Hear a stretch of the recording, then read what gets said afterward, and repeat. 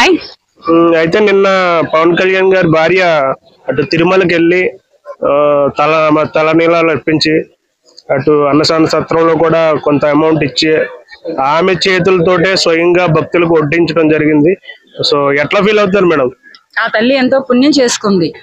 ఆ తల్లి మన రాష్ట్రం మహిళ కాకపోయినా, మన హిందూ స్త్రీ కాకపోయినా, మన హిందూ వ్యక్తిని ఒక సినిమా హీరోని, ఒక రాజకీయ నాయకుడికి భార్య అవడం వలన, ఒక కొణిదెల వారింటి కోడలు అవడం వలన, కొణిదెల వారి వంశాన్ని తన కడుపున మోసి కనడం వలన ఆ బిడ్డకి ఏమీ కాకుండా చూడు తండ్రి, నేను నీ గుడికి వచ్చి కాలినడక మీద వెళ్ళిందంట ఆ మాతృమూర్తి. కాలినడక మీద వెళ్లి తలనీలాల సమర్పించుకొని, ఇవి సమర్పించుకోవడమే కాకుండా అన్నదాన సత్రాలలో 17 లక్షల రూపాయలు డొనేట్ చేశారంటే ఆ తల్లికి నిజంగా చేతులెత్తి దండం పెట్టొచ్చు. వాళ్ళు ఇక ఆ తల్లి చేసినటువంటి ఘనత ఏంటి అంటే కొణిదెల వారి వంశాన్ని నిలబెట్టింది, కొణిదెల వారి పేరు నిలబెట్టింది. చిరంజీవి గారి ఇంటి పేరుని తన ఇంటి పేరుగా మలుచుకోవడమే కాకుండా ఆ పేరుని కూడా నిలబెట్టిన మహిళగా మన ఆంధ్రప్రదేశ్ లోనే కానీ, ఇండియా కంట్రీలోనే కానీ ఘనతైన మహిళగా ఉంటుందన్నమాట. అసలు ఆవిడ చాలా వరకు స్త్రీలు జుట్టుని ఇవ్వడానికి ఇష్టపడరు.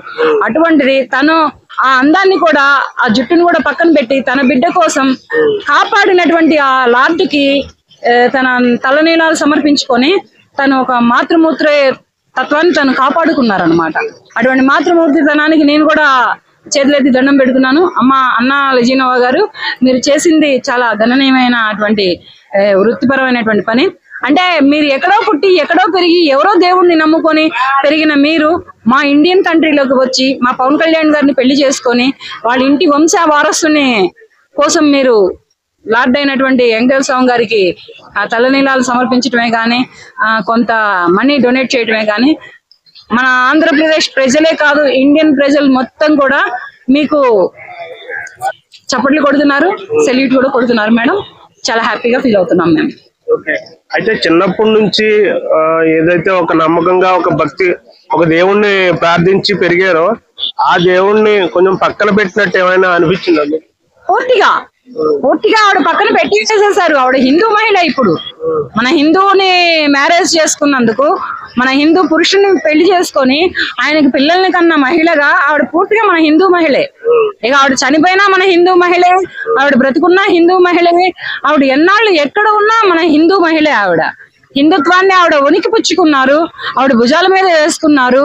ఆవిడ ఇంటి పేరు కూడా హిందూ మహిళనే పెట్టుకున్నారు. మ్యారేజ్ బిఫోర్ ఆవిడ ఎవరైనా అవ్వచ్చు, ఆఫ్టర్ మ్యారేజ్ వచ్చేటప్పటికి పవన్ కళ్యాణ్ గారి సతీమణిగా, ఆయన పిల్లలకి తల్లిగా, ఒక మాతృమూర్తిగా ఆవిడ హిందూ మహిళే, హిందుత్వాన్ని పుచ్చుకున్నారు. అంటే ఇప్పుడు జనం ఏమంటున్నారంటే యాక్సిడెంట్ తర్వాత, ఇంతకు ముందు ఎప్పుడైనా ఒకసారి ఇల్లు కనిపించుంటే బాగుండు, యాక్సిడెంట్ తర్వాత రావటం అనేది కొంచెం ఆలోచించాలి అని చెప్పేసి అంటారు. ఏమీ లేదు, ఆవిడ ఇంతకు ముందు కూడా హిందూ దేవుళ్ళని పూజించారు.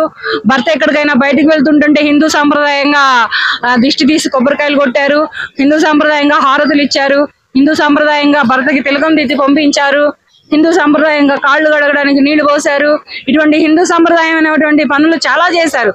ఆ వీడియోలు కూడా చాలా వైరల్ అయ్యి ఉన్నాయి అవి. మరి ఇప్పుడు ఉన్నటువంటి ఈ మార్క్ శంకర్ అనే కుర్రోడు కూడా రేపు ఇండస్ట్రీని ఒక ఏలడానికే ఉన్నాడని నేను కూడా ఆశిస్తున్నాను. ఒక హీరోగా వస్తాడు. ఎందుకనంటే ఇప్పుడు మన అఖిరానందన్ నెక్స్ట్, రామ్ చరణ్ గారి తర్వాత అఖిరానందన్, తర్వాత మార్క్ శంకర్, వీళ్ళు హీరోలుగా వస్తారు. ఇక సో ఈమె నిన్న తిరుమల వెళ్ళిన తర్వాత అర్ధరాత్రి అటు వరాహ స్వామిని దర్శనం కూడా చేసుకోవడం జరిగిందంట. అంటే ఈమె మొక్కు అంటారా, లేకపోతే పవన్ కళ్యాణ్ గారు మొక్కుకోవడం లాంటిది ఏదైనా జరిగిందా? లేదు, ఈవిడే మొక్కుకుంది. కని మోసింది ఈమె నవమాసాలు మోసింది, బిడ్డని కడుపుంచుకొని కనింది. అటువంటి తల్లి ఈమె మొక్కుకుంటేనే అక్కడికి వెళ్ళింది. కానీ పవన్ కళ్యాణ్ గారు మొక్కుకుంటే పవన్ కళ్యాణ్ గారు వెళ్తారయ్యా? ఏమెందుకు వెళ్తుంది? ఆ పవన్ కళ్యాణ్ గారికి ఈ మొక్కులకి ఎటువంటి సంబంధం లేదు. ఈవిడ తల్లి ఏంటంటే రక్త మాంసాలు పంచి నవమాసాలు మోసి కడుపు చించుకొని అన్నాళ్ళు పెంచుకున్నటువంటి తల్లి. ఆ తల్లితనాన్ని తను కాపాడుకున్నారు, అంతే, ఏం లేదు. తన తల్లితనాన్ని తను కాపాడుకున్నారు. ఆ దేవుడికి మొక్కుకున్నారు, నా బిడ్డని నాకు దక్కించి తల్లి, ఎటువంటి సమస్యలు లేకుండా, ఎటువంటి అనారోగ్యం లేకుండా, ఎటువంటి గాయాలు కాకుండా, ఏదో చిన్న చితక గాయాలతోటి బయటపడ్డాడు. అలా ఉన్నాడు అంటే ఈవిడ మొక్కుకుండబట్టే కదా అట్లా అయింది. కానీ మరి ఆ దేవుడు వెంకటేశ్వర స్వామి ఈ మార్క్ శంకర్ వెనకమాల్లో ఉండబట్టే కదా జరిగింది. అంటే మొక్కు తీర్చకపోవడమే వల్లనే ఇలా జరిగిందని ఏమన్నా అనుకోవచ్చు? ఏం లేదు ఆవిడ ఈ యాక్సిడెంట్ జరిగిన తర్వాత మొక్కుకున్నారయ్యా. అంతకు ముందు ఆవిడ మొక్కులు ఏమున్నాయేమో తెలియదు. ఇప్పుడు బిడ్డకి యాక్సిడెంట్ జరిగిన తర్వాత ఆవిడ మొక్కుకున్నారు. అది జరిగినప్పుడు అతను హాస్పిటల్లో ఉన్నప్పుడు, ఆ బాబు అతను డేంజర్ లో ఉన్నప్పుడు మొక్కుకున్నారు. బాబు బయటికి హ్యాపీగా తిరిగి వచ్చాడు, చిన్న చిన్న గాయాలతోటి ఏదో మంచిగా తిరిగి వచ్చాడు సంతోషంగా. ఆవిడ ఎమ్మకి వెళ్ళి మొక్కు తీర్చుకున్నారు.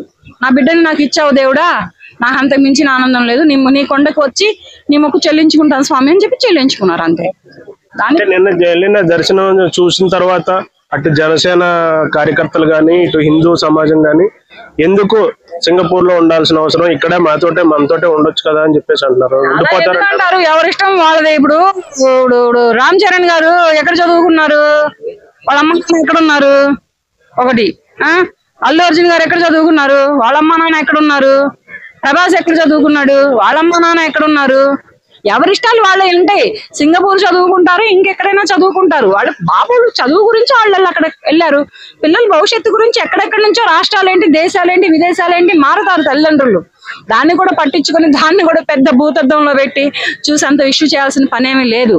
ఈయన ఇప్పుడు పవన్ కళ్యాణ్ గారు ఈయన సనాతన ధర్మం అంటూ, ఈయన రాజకీయాలంటూ, ఈయన ప్రజలంటూ ఈయన తిరుగుతున్నాడు. మరి ఆవిడ అక్కడ పిల్లల్ని చూసుకుంటూ తన ధర్మం ప్రకారం తన మాతృత్వాన్ని తను కాపాడుకుంటూ తన పవన్ కళ్యాణ్ గారి వంశాన్ని కాపాడుతున్నారు ఆవిడ. ఇట్లా అనుకోవచ్చుగా, అట్లా ఎందుకు అనుకుంటారు? అది కూడా ఈ విషయం మీద కన్వర్ట్ అవుతున్న హిందూ మతం నుంచి కన్వర్ట్ అవుతున్న వారికి మీరు ఏం చెప్పగలరు? హిందూ మతం నుంచి కన్వర్ట్ అవుతున్నారు అంటే వాళ్ళ కర్మలు వాళ్లే మోసుకున్నట్లు. ఈ ఆదర్శంగా చూసుకుని ఏమన్నా మారే అవకాశం? ఈ మతాలన్నీ దేవుడు ఇవ్వలేదయ్యా. ఒక హిందువే కానీ, ఒక ముస్లిమే కానీ, ఒక క్రైస్తవుడే కానీ ఈ దేవుడు ఇవ్వలేదు. సబ్కా మాలిక్ ఏకే సాయిబాబా అన్నాడు. మరి ఆయన ఎవరు? ఒక ముస్లిం. మరి హిందువుగా మారి హిందూ భక్తులకి దేవుడై హిందువులను మోస్తూ, హిందువుల బాధలు వింటూ, హిందువుల కోరికలు తీరుస్తూ ఇవన్నీ ఎందుకు చేస్తున్నారు? అలాగే ఉంటారు. దానికి కూడా మతం అనేది, కులం అనేది మనం పుట్టించుకున్నది. అంతేగాని దేవుడు మనిషిని ఒక ఆడ, ఒక మగ ఈ రెండు కులాలనే పుట్టించాడు దేవుడు. మతం, కులం, పేరు, ప్రతిష్ట, ఇంటి పేరు, గోత్రం ఇవన్నీ మనుషులుగా మనం సృష్టించుకున్నవి. రెండే కులాలను పుట్టించాడు దేవుడు. కాలం కూడా రెండే కులాలను ఇచ్చింది, ఒక ఆడ కులం, ఒక మగ కులం అంతే. ఇంత మించి ఇంకేం కులాలు లేవు. Okay madam, thank you.